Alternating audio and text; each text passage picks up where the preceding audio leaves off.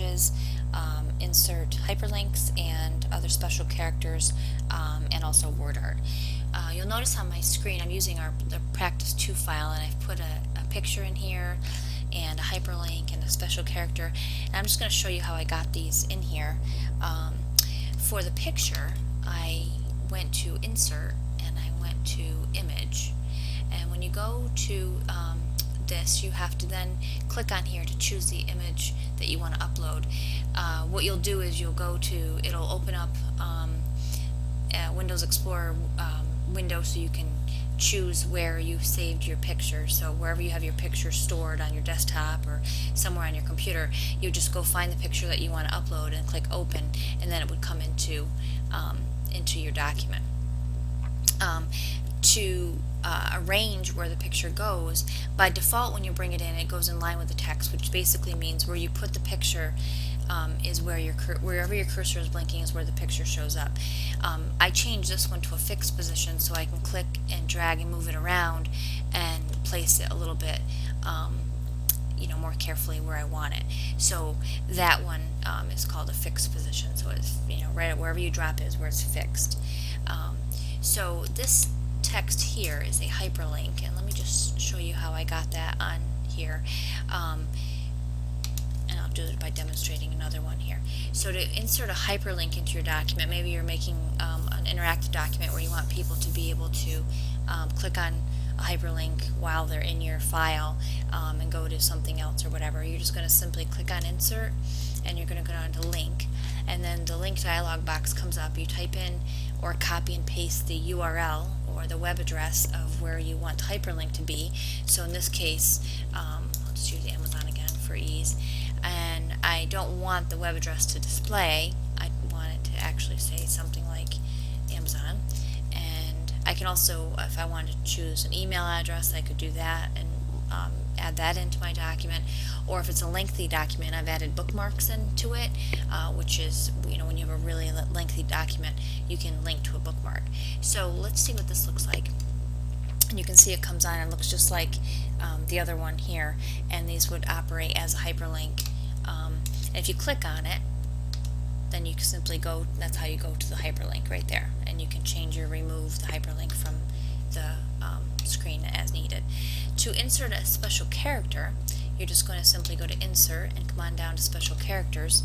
You'll notice there's all kinds of different, there's symbols, punctuation, numbers, Latin, African, all these different ones you can insert. And when you choose one, when you choose a different one, it'll come up with different characters that you can insert. So let me go back to symbol. There's also arrows, and there's musical things, which is kind of cool. Stars and different stars and asterisks, very handy.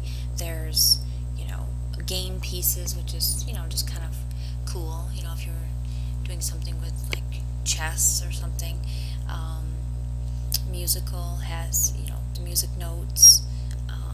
So anyway, that's how you do that. So you just pick and choose. So if I were to choose this music note here, I'll see a preview, and then I just click on Insert, and it comes in. Now it takes on the characteristics of the font, so like I have it being green font with a yellow background, but I can just select it and change it very easily to something else.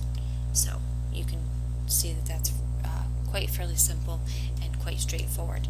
Okay, so the last part of lesson 10 will be to learn how to insert word art. So I'm going to create a new line there, and the word art is actually buried inside the drawing option here. So we're just going to simply click on that, and the drawing canvas comes up, and this, you can actually create your own drawing if you were to make your own logo out of shapes and lines, or insert a picture, whatever.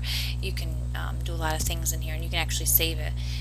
But if you click under Actions, and you can go to Word Art and type in the words that you would like for word art. So if I typed in, let's say, computer applications, and then I click off it, it comes on, and looks kind of nice, but I can definitely do a lot more with it. So with it selected, I can choose a different fill color if I want to. I can choose a different line color. I can change the thickness or the type of line here. If I want it like dashed or whatever. Here's the thickness here. And I can choose the font. If I want a different font, I can choose a different font. And I can choose the bold or italic or whatever. So, and then I can save and close it, and it will come onto my document. Now, I'm not really sure about this shading here at the top, so I would just play with it a little bit and see. When you edit it, it brings up the drawing canvas again. Looks different here, but maybe maybe it's just the type of word art that I'm using here. Let's try that. Yeah, that looks a little bit better. So just play around with it. You can get kind of a nice looking heading with very little ease using that word art feature. Okay, so that's it for lesson 10, and we will see you next time.